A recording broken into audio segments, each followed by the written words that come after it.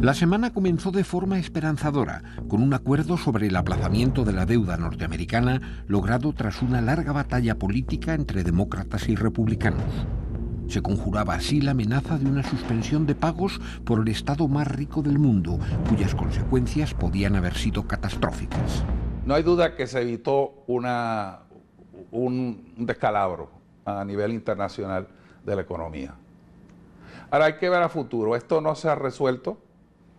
Como se dice en inglés, they kick the box. O sea, empujaron la pelota hacia adelante.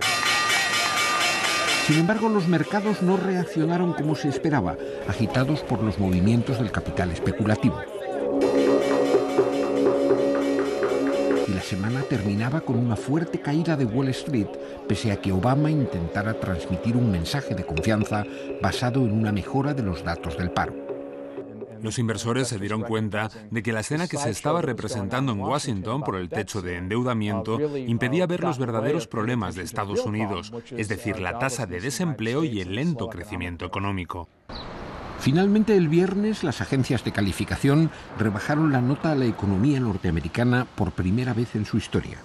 Enseguida, el nerviosismo se extendió por el mundo financiero y un nuevo ataque a las zonas más frágiles del euro causó la alarma de los gobiernos europeos. Los fondos especuladores que están buscando cualquier resquicio para sacar tajada y ganar dinero, pues lo que han hecho es dedicarse a especular contra las economías más débiles, en este caso la española y la italiana. El riesgo de crisis en la zona euro hizo que los dirigentes políticos suspendieran sus vacaciones y trataran de impulsar medidas frente a las ambiciones de grupos de capital que aprovechan las contradicciones entre los estados nacionales unidos por el euro, cuyos medios de control económico resultan obsoletos. Se escenificaba así un nuevo episodio en la crisis permanente que la economía mundial vive desde hace 4 años.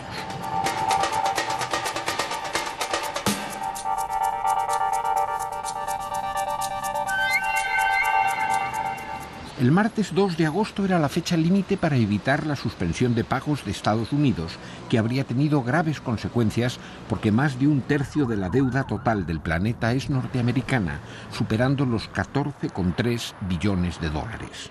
Un volumen que condiciona gravemente las políticas sociales del gobierno de Obama e incluso su potencial militar.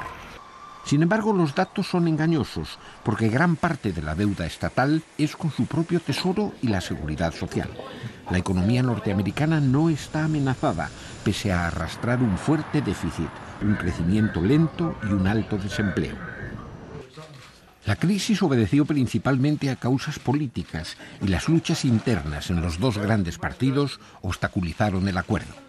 Estados Unidos es el país más rico del mundo y no hay absolutamente ningún motivo, aparte de este obstáculo político, para que no puedan pagarse las facturas. Habría que acabar encontrando una solución política. Wall Street ejerce una gran influencia tanto sobre los demócratas como sobre los republicanos y no cabe duda de que presionaron a esa misma gente cuyas campañas se están financiando. Pero ellos sabían que eventualmente iba a prevalecer la normalidad y la sabiduría y respectivamente, si a ambas partes no les gustaba el acuerdo, se tenía que llegar a un compromiso, cosa que se llegó. Hicieron falta interminables reuniones y numerosas votaciones. Los dos bloques parlamentarios evidenciaron sus divisiones internas. La izquierda demócrata expresó su disgusto ante una reducción de gastos sociales sin que se gravara a las grandes fortunas ni se pusiera coto a las corporaciones financieras.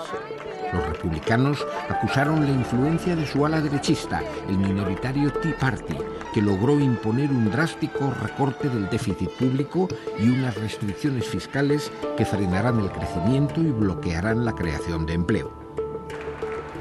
Finalmente, el acuerdo amplió el plazo de la deuda hasta 2013, estableciendo un recorte de casi 2,5 billones en el gasto público.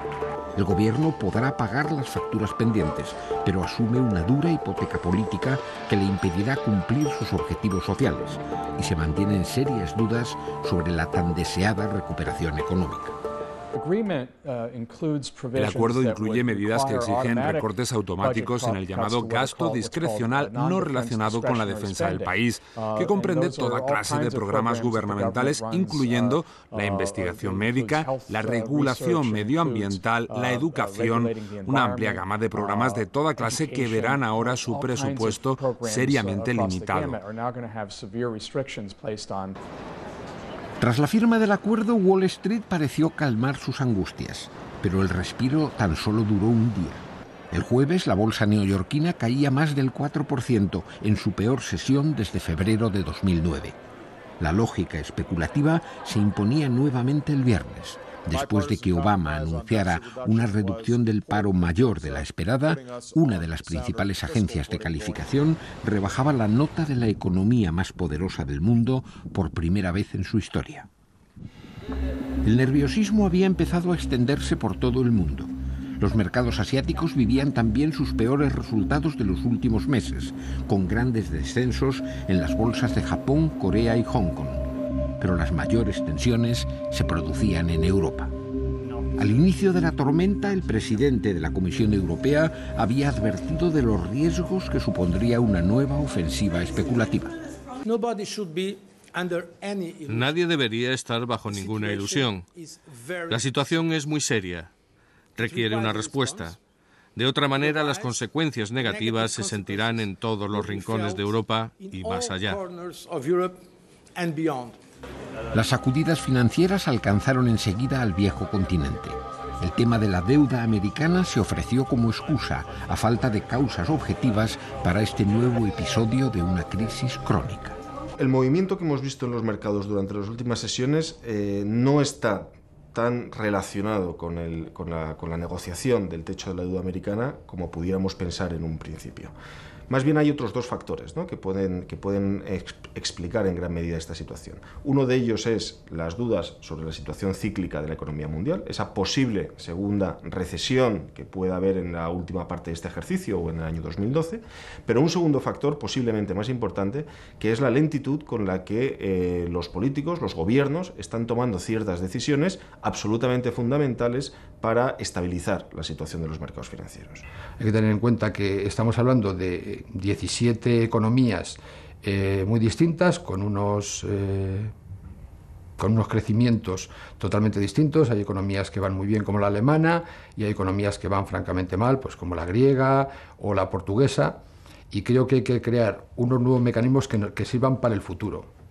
Unos mecanismos que pongan veto a esos especuladores y puedan evitar esos ataques especulativos contra países, porque parece un contrasentido que pueda haber fondos de inversión que puedan poner en aprietos a países como España o Italia, y al final pueden poner en aprietos a toda la moneda única. Las bolsas europeas se tambalearon, con pérdidas superiores al 3%, retrocediendo a los niveles de un año atrás. Se dispararon las primas de riesgo en los países periféricos, especialmente en Italia y en España, pero también aumentaron las de Bélgica y Francia, y el euro bajó su cotización. Al principio, las autoridades económicas europeas se mostraron dubitativas.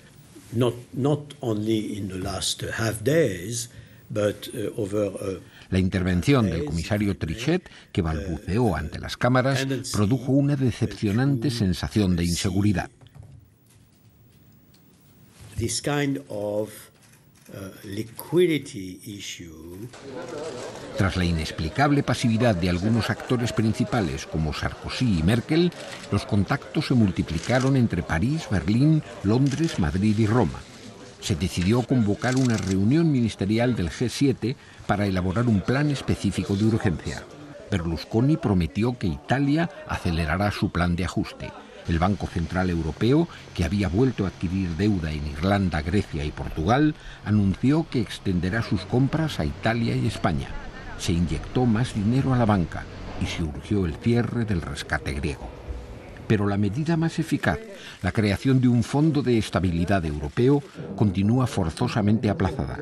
El comisario Olli Rehn ha instado a su pronta ratificación en los parlamentos y gobiernos del continente para que sea realidad en septiembre. Para acabar con la incertidumbre, los procedimientos técnicos y políticos deberían terminarse a principios de septiembre. Ambos mecanismos son dependientes. Hay diferentes procesos de ratificación en Europa y esperamos que todos los miembros del área euro hagan lo que se espera de ellos para llegar a ese calendario. Diríamos que el corto plazo, las próximas semanas, meses, van a depender muy mucho de la decisión que tome el Banco Central Europeo, de que el Banco Central Europeo realmente actúe como un freno a esa especulación en los mercados de capitales a corto plazo, porque hay una voluntad cierta en el área euro de evitar que eso se produzca.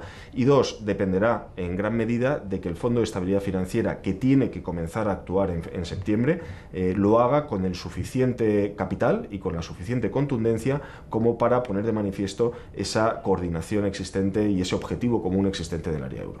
Pero este fondo lo tienen que aprobar todos los países, todos los parlamentos y todos los gobiernos, con lo cual estamos hablando de un periodo de 3 o 4 meses, con lo cual podemos estar viviendo 3 o 4 meses con esta serie de turbulencias.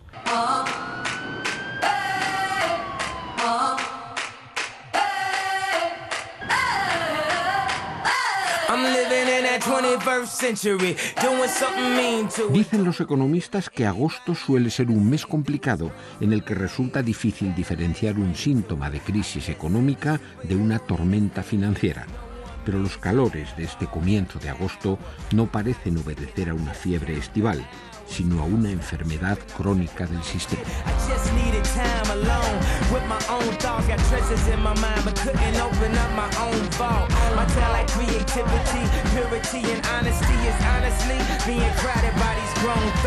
Reality is catching up.